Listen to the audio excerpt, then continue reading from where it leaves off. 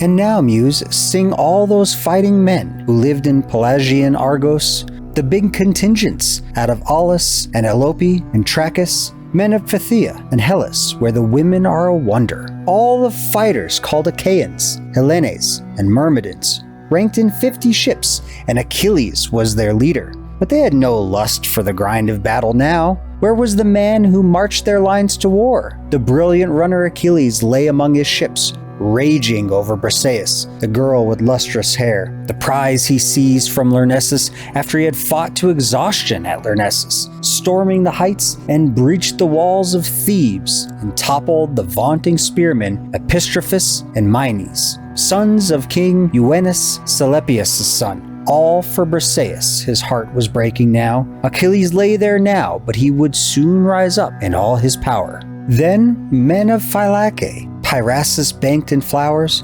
Demeter's closed and holy grove, and Iton, mother of flocks, Antron along the shore, and Teleos deep in meadows. The veteran Protesilaus had led those troops while he still lived, but now for many years the arms of the black earth had held him fast, and his wife was left behind, alone in Phylace, both cheeks torn in grief, their house half built. Just as he vaulted off his ship, a Dardan killed him, first by far of the Argives slaughtered on the beaches. But not even then were his men without a captain. Yearn as they did for their lost leader, no, Podarches, fresh campaigner, ranged their units, a son of Iphiclus, son of Phylacus, rich in flocks. Podarches, gallant Protesilaus' blood brother, younger born, but the older man proved braver too, an iron man of war.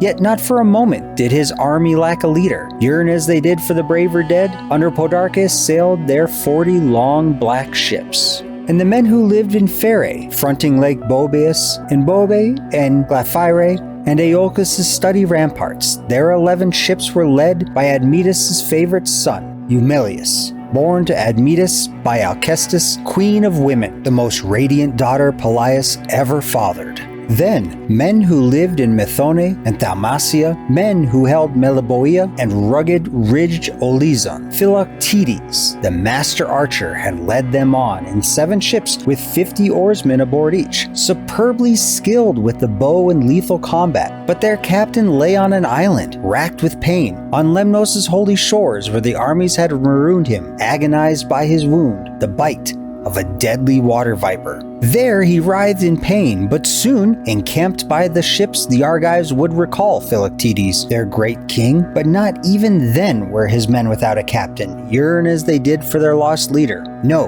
Medon formed them up, Oileus' bastard son, whom Rene born to Oileus, grim raider of cities. And men who settled Tricca, rocky Ithome terraced high, and men who held Ocalia, Ocalian Eurydice' city.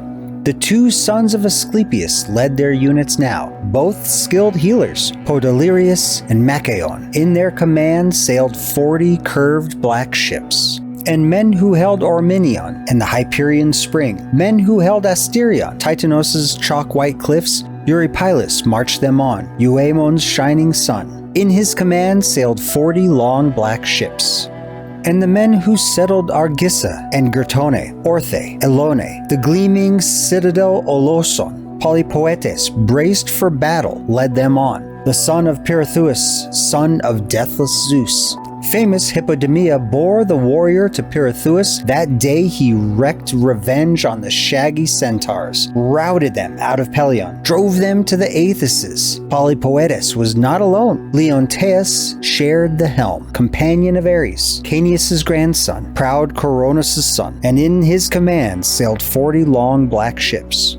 And Gnaeus, out of Siphus, led on 22 ships, and in his platoons came Aeneas and battle-tried Parabians, who pitched homes in the teeth of Dodona's bitter winters, who held the tilled acres along the lovely Titaresius that runs her pure crystal currents into Peneus, never mixed with Peneus's eddies glistening silt, but gliding over the surface smooth as olive oil, branching, breaking away from the river Styx, the dark and terrible oath stream of the gods. And Prothous, son of Tenthredon, led the Magnesians, men who lived around the Peneus, up along Mount Pelion, sloped in wind-whipped leaves.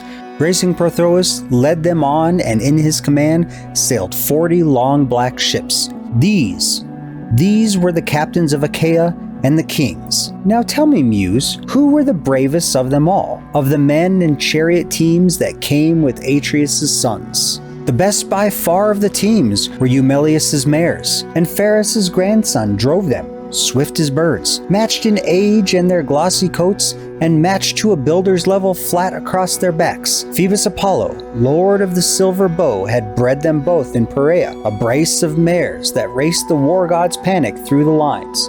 But best by far of the men was Telamonian Ajax, while Achilles raged apart. The famed Achilles towered over them all, he and the battle team that bore the peerless son of Peleus into war. But off in his beaked seagoing ships he lay, raging away at Atrides Agamemnon, king of armies, while his men sported along the surf, marking time, hurling the discus, throwing spears, and testing bows. And the horses? Each beside its chariot, chomping clover and parsley from the marshes, waited, pawing idly. Their master's chariots stood under blankets now, stored away in the tents, while the rank and file, yearning for their leader, the great man of war, drifting here and there throughout the encampment, hung back from the fighting. But on the armies came, as if the whole earth were devoured by wildfire, yes, and the ground thundered under them, deep as it does for Zeus who loves the lightning. Zeus, in all his rage, when he lashes the ground around Typhoeus in Arima, there where they say the monster makes his bed of pain.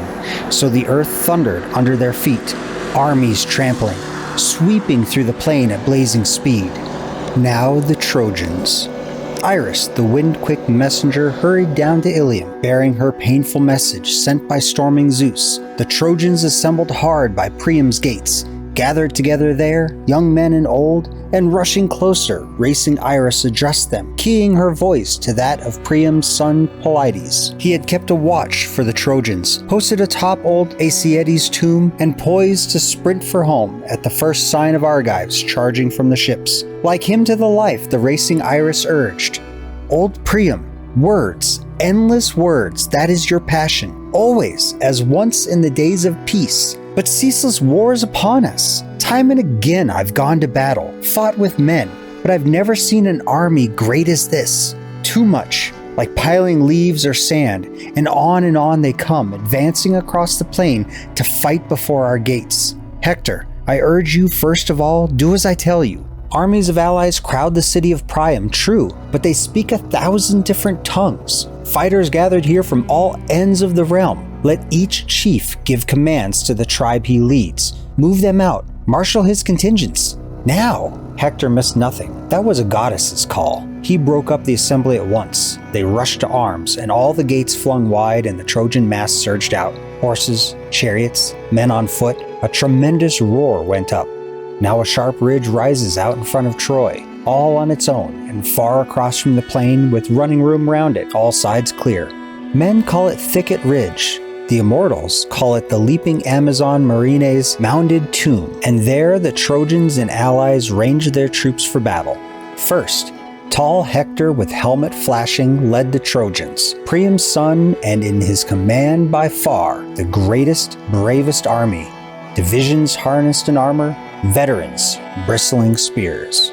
And the noble son of Anchises led the Dardanians, Aeneas, whom the radiant Aphrodite bore Anchises down the folds of Ida, a goddess bedded with a man, not Aeneas alone, but flanked by Antenor's 2 sons, Acamas and Archelicus, trained for every foray. And men who lived in Zelea, under the foot of Ida, a wealthy clan that drank the Aesepius' dark waters, Trojans all, and the shining son of Lycaon led them on, Pandarus, with the bow that came from Apollo's own hands. And the men who held the land of Epaesus and Adrestia, men who held Hetiaea, Terea's steep peaks, The units led by Adressus joined by Amphius, trim in linen corselet, the two good sons of Merops out of Percote harbor. Merops, adept beyond all men in the mantic arts. He refused to let his two boys march to war, this man-killing war, but the young ones fought him all the way. The forces of Black Death drove them on.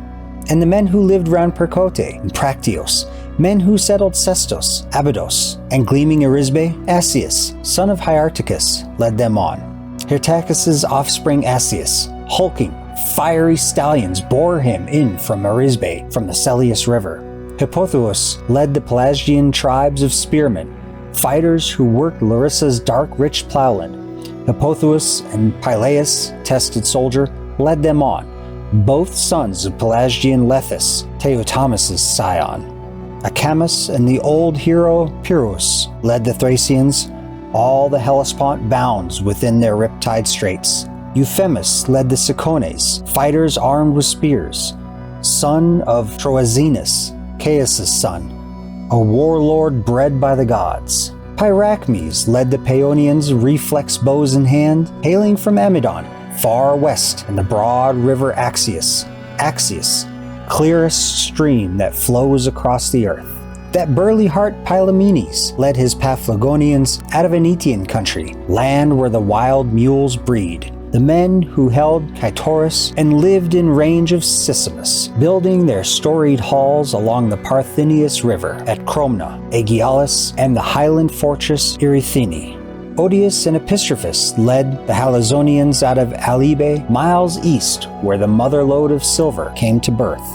Chromis led the Mysian men with Enomus, seer of birds, but none of his winged signs could beat off Black Death. Down he went, crushed by racing Achilles' hands, destroyed in the river, where he slaughtered other Trojans too. Ascanius, strong as a god, and Phorcys led the Phrygians in from Ascania due east, primed for the clash of combat. Mesles and Antiphus led Maeonia's proud contingent. Telemenes' two sons, sprung from the nymph of Gygae Lake, led on Maeonian units born and bred under Mount Tmolus. Nastes led the Carians wild with barbarous tongues, men who held Miletus, Pythire's ridges thick with timber, Meander's currents, and Mount Mycale's craggy peaks. Amphimachus and Nastes led their formations on.